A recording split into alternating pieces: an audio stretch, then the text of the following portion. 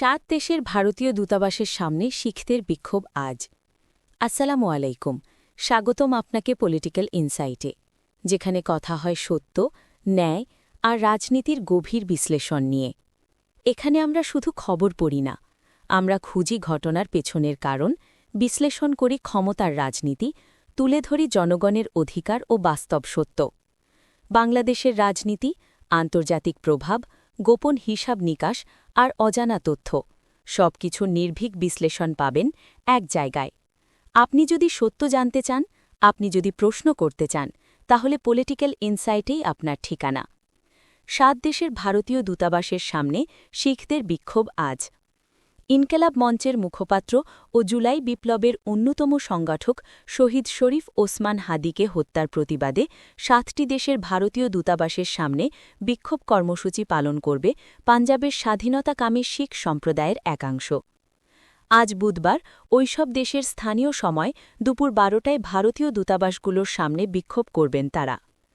আন্তর্জাতিক মানবাধিকার সংস্থা সিক্স ফর জাস্টিসের জেনারেল কাউন্সিল গুরপাতওয়ান্ত সিং পান্নুন এক ভিডিও বার্তায় এই ঘোষণা দেন।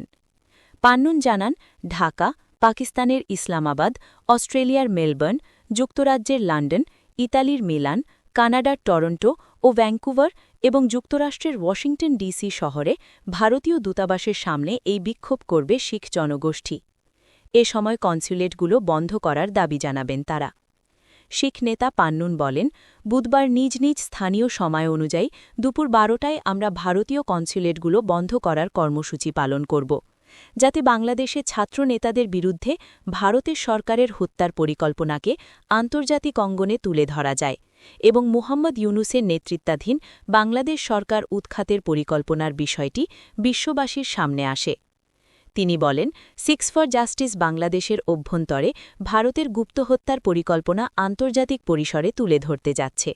ভারত ইতোমধ্যেই ওসমান হাদিকে হত্যা করেছে। আমরা কর্মসূচি হিসেবে ভারতীয় দূতাবাসগুলো বন্ধ করে দেওয়ার ডাক দিয়েছি, কারণ এগুলোকে আমরা ভারতের গোয়েন্দা সংস্থা রয়ের কেন্দ্র বলে মনে করি। এখান থেকেই হত্যাকাণ্ডের পরিকল্পনা ও বাস্তবায়ন করা হয়। এই শিখ নেতা বলেন, একইভাবে আমরা ঢাকায় নিযুক্ত ভারতীয় উচ্চাধিকারিককে দায়ী করছি। তিনিই ওসমান হাদিকে হত্যার নির্দেশ দিয়েছেন, হত্যাকাণ্ড সংগঠিত করেছেন। এই দূতাবাস থেকেই হত্যাকাণ্ড, গুপ্তচর্যবৃত্তি ও নজরদারির কার্যক্রম পরিচালিত হয়। এই কারণে আমরা ঢাকা, ইসলামাবাদ, অস্ট্রেলিয়ার মেলবোর্ন, যুক্তরাজ্যের লন্ডন, ইতালির মিলান, কানাডার টরন্টো ও ভ্যাঙ্কুভার এবং যুক্তরাষ্ট্রের ওয়াশিংটন ডিসি থেকে একযোগে কর্মসূচির ডাক দিচ্ছি।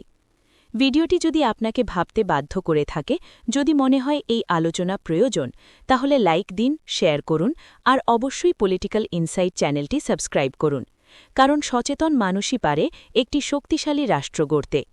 আপনার মতামত কমেন্টে জানান, আপনার প্রশ্নই হবে আমাদের পরবর্তী আলোচনার বিষয়। আবার দেখা হবে আরও বিশ্লেষণ, আরও সত্য, আরও পলিটিক্যাল ইনসাইট নিয়ে। ধন্যবাদ। আসসালামু আলাইকুম।